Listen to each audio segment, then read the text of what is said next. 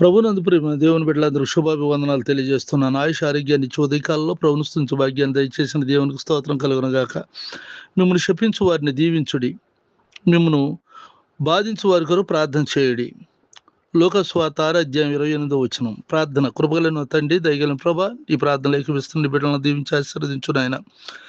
ఎవరైతే నా తండ్రి నాయన శాప వచనాలు పెడుతున్నారో అటు వారిని నాయన దీవించమని బిడ్డలు ప్రార్థించేవారుగా చేయండి. అలాగే ఎవరైతే బాధిస్తూ ఉన్నారో వారి కొరకు ప్రార్థించేవారుగా ఉంటూ సహాయం చేయండి. మీ కృపల వద్దెల చేయండి తండ్రి. ఎదురు తిరిగి మాట్లాడకుండా ప్రార్థనా శక్తితో సమస్త కీడును మేలుగా మార్చుకుంటకు ప్రార్థన పరులుగా చేయమని ప్రార్థిస్తున్నాను. ఆత్మూరులుగా చేయండి నాయన. వారు చేస్తున్న వ్యాపారం, వ్యవసాయం, ఉద్యోగాలు, చదువుల్లో తోడుగుండి సహాయం చేయండి. అంతేకాక వీరు ఇంట్లో నుండి బయటకు వెళ్తున్న, బయట నుండి ఇంటికి వస్తున్న కాపుదల భద్రతలో ఉంచండి. 2వ తారీఖున నీ సన్నిధిని కాపుదల వీరికి తోడుగా ఉంచి సహాయం చేయండి. ఉద్యోగాలు లేని వారికి ఉద్యోగాలు దయచేయండి. వివాహాలు కావాల్సిన బిడ్డలకు మంచి సంబంధాలను సమకూర్చి వివాహాలు జరిగించండి నాయన. సంతానం లేని వారికి సంతానం దయచేయండి ప్రభా. తండ్రి, ఎవరైతే కృంగిపోయి ఉన్నారో, దిగులతో ఉన్నారో, అప్పుల్లో ఉన్నారో అప్పులను తీర్చండి. ఆర్థిక సమస్యలను తీర్చండి నా తండ్రి నాయన. ప్రతి వారికి నెమ్మదిని, శాంతిని దయచేయండి.